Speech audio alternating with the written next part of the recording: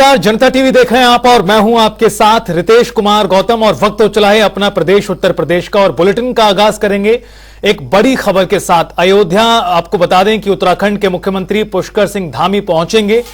12 सदस्यीय कैबिनेट के साथ आएंगे मुख्यमंत्री पुष्कर सिंह धामी अयोध्या धाम और रामलला के दर्शन यहां सभी कैबिनेट के सदस्य मुख्यमंत्री के साथ करते नजर आएंगे।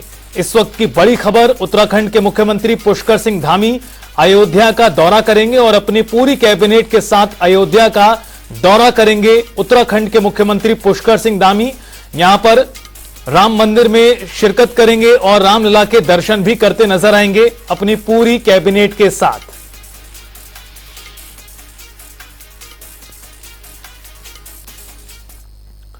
चलिए खबरों में आगे बढ़ते हैं, जहां समाजवादी पार्टी के मुखिया अखिलेश यादव का राहुल गांधी की यात्रा पर आज बड़ा बयान सामने आया।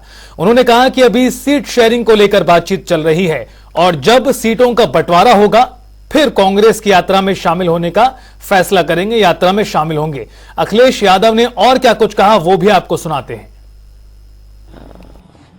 अभी बातचीत चल रही है, कई दौर में बातचीत हो चुकी है, कई सूचियां उधर से आई, सूची इधर से भी गई। जिस समय सीटों का बंटवारा हो जाएगा समाजवादी पार्टी उनके न्याय यात्रा में शामिल हो जाएगी। समाजवादी लोगों की जिम्मेदारी सबसे बड़ी है, क्योंकि सबसे ज्यादा धोखा भारतीय जनता पार्टी ने अगर किसी को दिया है तो वो गरीबों को दिया है। ये जो ब्रेकिंग ग्राउंड सेरेमनी है ये आज से 6 महीने पहले क्यों नहीं हुई? अगर इन्होंने बजट में पैसा रखा होता और इनकी जो पॉलिसीज हैं अगर उसके तहत कोई इंडस्ट्रियलिस्ट आना चाहता तो पहले भी आ सकता था, क्योंकि चुनाव आ गया है इसीलिए लगभग 50 लाख बच्चों से परीक्षा लिखवा रहे हैं। चुनाव आ गया है, वोट चाहिए है, इसलिए ग्राउंड ब्रेकिंग सेरेमनी हो रही है। इससे पहले क्या इन्वेस्टमेंट आया है और उस इन्वेस्टमेंट से कितनों को नौकरी और रोजगार मिले, ये सरकार रहेगी तो बाबा साहब भीमराव अम्बेडकर जी का और समाजवादियों का जो आंदोलन रहा है, जो संघर्ष रहा है आरक्षण बचाने का, ये सरकार पूरा का पूरा समाप्त कर देगी। अध्यक्ष अमित शाह मौर्य के हवाले से खबर वायरल हो रही है, वो पार्टी बनाने जा रहे हैं। देखिए उसमें हम लोग गलती नहीं है, खबर हम लोग नहीं, ये खबर पूछना भी जरूरी है, लेकिन इसके साथ साथ जो खबरें आप सुन रहे हैं, हम भी सुन रहे हैं, किसी के मन में क्या है ये कौन सी मशीन बताएगी। और लाभ लेके तो सब चले जाते हैं, लाभ लेके तो सब चले जाते हैं। तो वहीं केंद्रीय मंत्री स्मृति ईरानी आज अपने संसदीय क्षेत्र अमेठी पहुंची, जहां उन्होंने लोगों से मुलाकात की और उनकी समस्याओं को भी सुना। अपने दौरे के पहले दिन स्मृति ईरानी अमेठी विधानसभा क्षेत्र के कई गांवों में पहुंची। दरअसल ये दौरा जनसंवाद विकास यात्रा के तहत है, जहां वो 9 से ज्यादा कार्यक्रमों में भाग लेंगी। इस दौरान उन्होंने राहुल गांधी पर भी जोरदार हमला बोला। उन्होंने कहा कि जो लोग अमेठी की सत्ता का केंद्र मानते थे, जब वो गाजे बाजे के साथ आए तो अमेठी के लोग उनके स्वागत के लिए नहीं पहुंचे और उन्हें प्रतापगढ़ सुल्तानपुर से लोग लाने पड़े।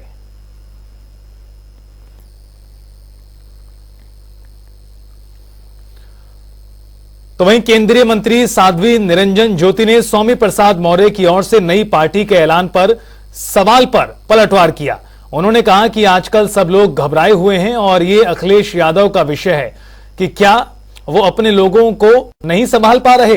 इस बीच साध्वी निरंजन ज्योति ने दावा किया कि 2024 में बीजेपी की सरकार अच्छे खासे मतों से आ रही है। यही नहीं, साध्वी निरंजन ज्योति ने गठबंधन पर भी तंज कसा। उन्होंने कहा कि गठबंधन के लोग भी टूट रहे हैं और उनके दल भी टूट रहे हैं।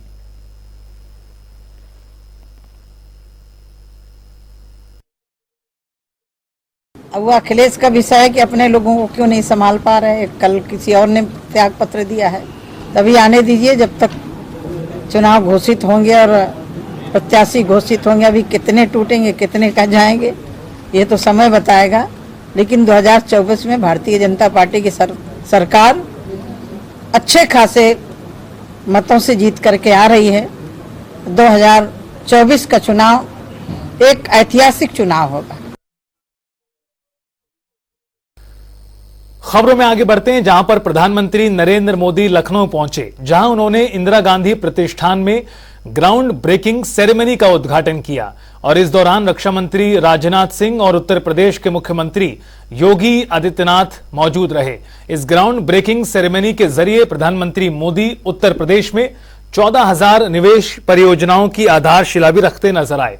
आपको बता दें कि 10 लाख करोड़ रुपए से ज्यादा की 14,000 परियोजनाओं में निवेश किया जाएगा और इससे 34 लाख लोगों के लिए रोजगार का अवसर भी होगा। 7-8 वर्ष पहले हम सोच भी नहीं सकते थे कि उत्तर प्रदेश में भी निवेश और नौकरियों को लेकर ऐसा माहौल बनेगा।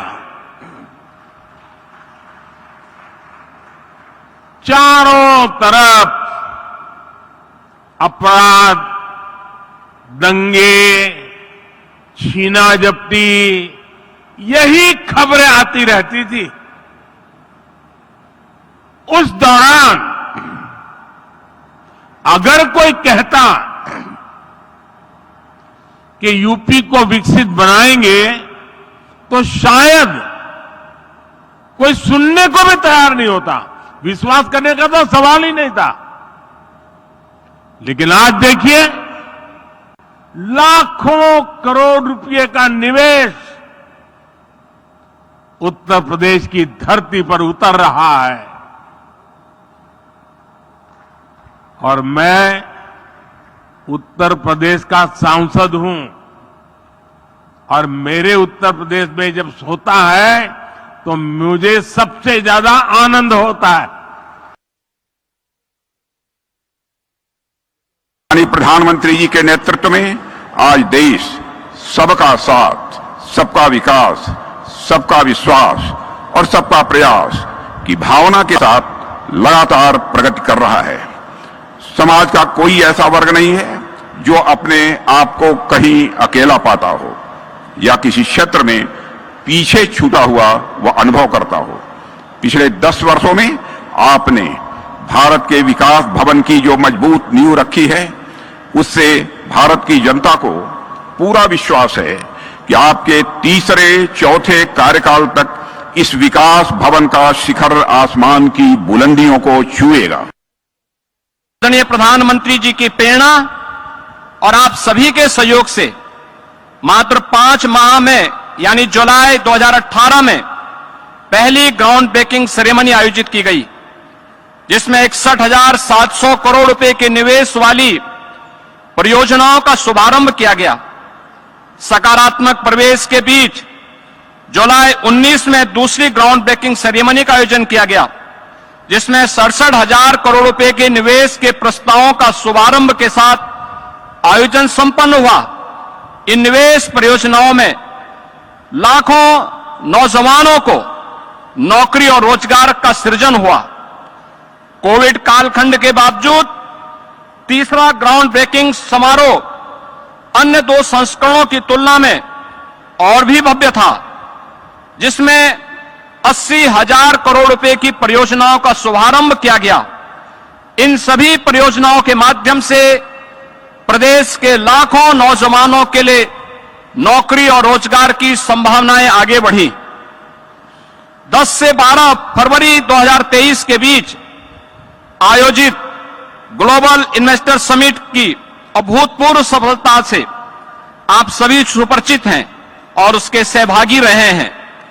देश और दुनिया के उद्योग जगत ने हम पर विश्वास जताया, हमारी नीतियों पर भरोसा दिखाया, आदरणीय प्रधानमंत्री जी की प्रेरणा को आत्मसात किया और उत्तर प्रदेश को अब तक लगभग 40 लाख करोड़ रुपए के निवेश के प्रस्ताव प्राप्त हुए हैं।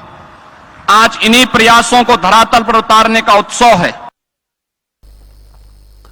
Uttar Pradesh global investors summit के सफल आयोजन के बाद कानपुर देहात के इको पार्क में आयोजित ग्राउंड सेरेमनी कार्यक्रम का राज्य मंत्री प्रतिभा शुक्ला ने शुभारंभ किया। कानपुर देहात के युवाओं, महिलाओं, किसानों के सामने प्रधानमंत्री मोदी ने आयोजन की सफलता को लेकर प्रदेश सरकार की सराहना की और इसके अलावा राज्य मंत्री प्रतिभा शुक्ला ने कहा कि उत्तर प्रदेश में निवेश के नए नए अवसर खुल रहे हैं, जिसमें युवाओं की प्रतिभा के साथ न केवल न्याय किया जा सकेगा बल्कि उन्हें रोजगार के नए नए अवसर भी मिल सकेंगे। इसलिए उन्होंने पूरे उत्तर प्रदेश को विशेष तौर पर सम्मान देने की बात भी कही है कि उत्तर प्रदेश सबसे नंबर 1 पे आगे चल रहा है। इसके लिए हमने मुख्यमंत्री जी को बधाई देते हैं और साथ ही साथ जो निवेश लेकर आ रहे हैं उनको भी बधाई देते हैं कि आप कदम आगे बढ़ाएं और उत्तर प्रदेश को नंबर 1।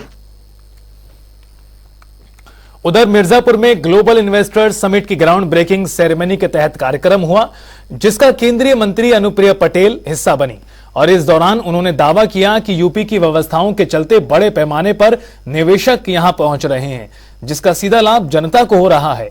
और इसके अलावा उन्होंने प्रदेश सरकार की भी तारीफ करते हुए कहा कि प्रदेश सरकार ने राज्य में निवेश के अनुकूल वातावरण बनाया है और इसके बेहतर परिणाम आ रहे हैं। उत्तर प्रदेश सरकार द्वारा आयोजित ग्लोबल इन्वेस्टर समिट 2023 के अंतर्गत इंडस्ट्रियल डेवलपमेंट प्रोजेक्ट्स के ग्राउंड ब्रेकिंग सेरेमनी 4.0 में आज माननीय प्रधानमंत्री श्री नरेंद्र मोदी जी द्वारा 10 लाख करोड़ रुपए के जो हमारे निवेश प्रस्ताव, ऐसे 14,000 MOUs जो धरातल पर उतरे हैं और जिनके माध्यम से 33.5 लाख करोड़ के रोजगार के अवसर पैदा होंगे, उसका शुभारंभ किया जा रहा है। तो वहीं उत्तर प्रदेश के जिला उन्नाव में भी ग्राउंड ब्रेकिंग सेरेमनी का आयोजन हुआ और इस कार्यक्रम का आयोजन उन्नाव के विकास भवन सभागार में हुआ, जहां मुख्य अतिथि के रूप में जिला पंचायत अध्यक्ष शकुन सिंह, विधायक पंकज गुप्ता, डीएम अपूर्व दुबे मौजूद रहे। आयोजित कार्यक्रम का लाइव प्रसारण भी देखा गया और इस मौके पर विभिन्न विभागों की ओर से प्रदर्शनी का अवलोकन हुआ।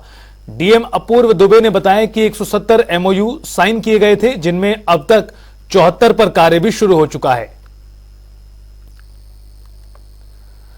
उधर रेल राज्य मंत्री राव साहब पाटिल आगरा पहुंचे, जहां डीआरएम और रेल प्रशासनिक अधिकारियों ने उनका स्वागत किया और इस दौरान रेल राज्य मंत्री राव साहब पाटिल ने डीआरएम के साथ मीटिंग की, तमाम अधीनस्थों को दिशा निर्देश भी दिए और इसके अलावा उन्होंने मथुरा स्टेशन का भी निरीक्षण किया, जिसको लेकर उन्होंने यात्रियों से सुविधाओं को लेकर फीडबैक लिया। उन्होंने कहा कि रेल बजट को कई गुना बढ़ाया गया है, लिहाजा आगरा कैंट रेलवे स्टेशन का भी स्वरूप बहुत जल्द बदलेगा।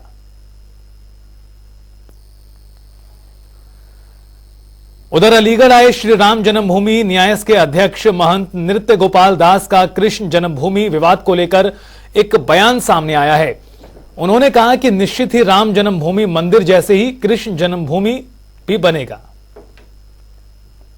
बहुत अच्छा, जो भी प्रधानमंत्री कहते हैं करते हैं, हम उसको स्वीकार करते हैं।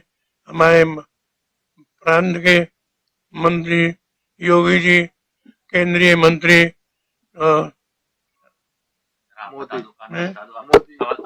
मोदी जी, केंद्रीय मंत्री मोदी जी, हम उनका हृदय से स्वागत करते हैं और देश के हित में लगे रहते हैं। एक और मोदी, एक और योगी, इस प्रकार से बड़ी जोड़ी सुंदर है।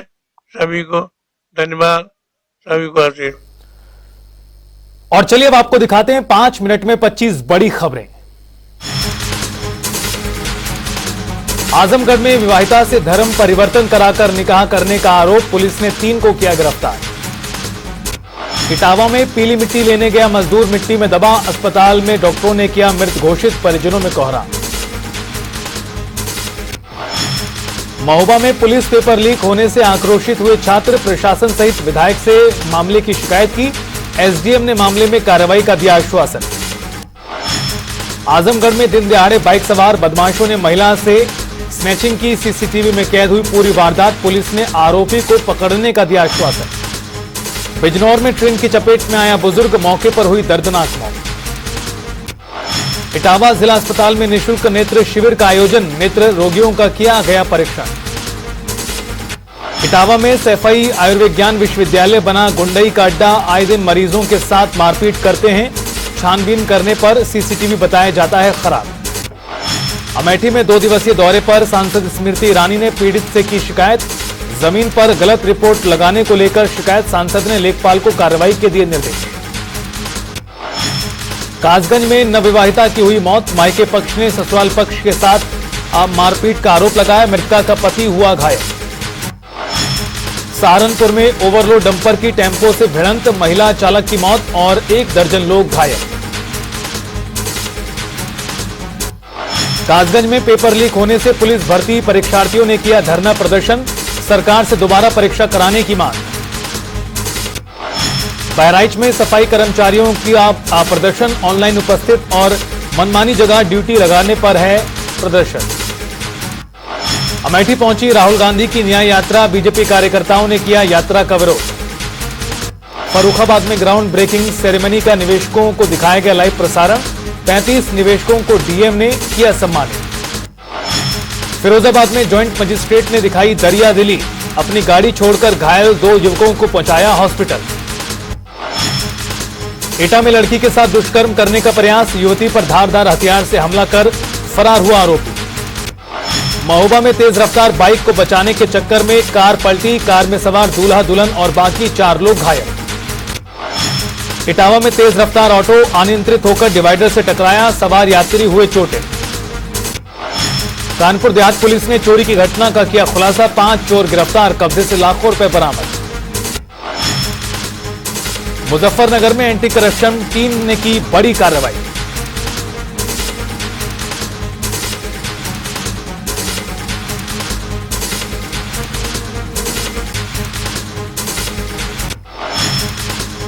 इटावा पुलिस ने पुलिस भर्ती परीक्षा में सॉल्वर गैंग का किया भंडाफोड़, 3 गिरफ्तार। इटावा के अमीनाबाद में राशन डीलर पर गड़बड़ी का आरोप, आक्रोशित लोगों ने की कार्रवाई की मांग। इटावा में मुख्यमंत्री सामूहिक विवाह का हुआ आयोजन, दर्जनों जोड़ों की कराई गई शादी, मुख्य अतिथि के तौर पर बीजेपी विधायक हुई शामिल। कानपुर में दिखी दबंगों की दबंगई, कार सवारों ने ट्रक चालक को पीटा, वीडियो वायरल। आगरा में दबंगों ने घर में घुसकर महिला के साथ मारपीट की, गंभीर रूप से घायल हुई महिला।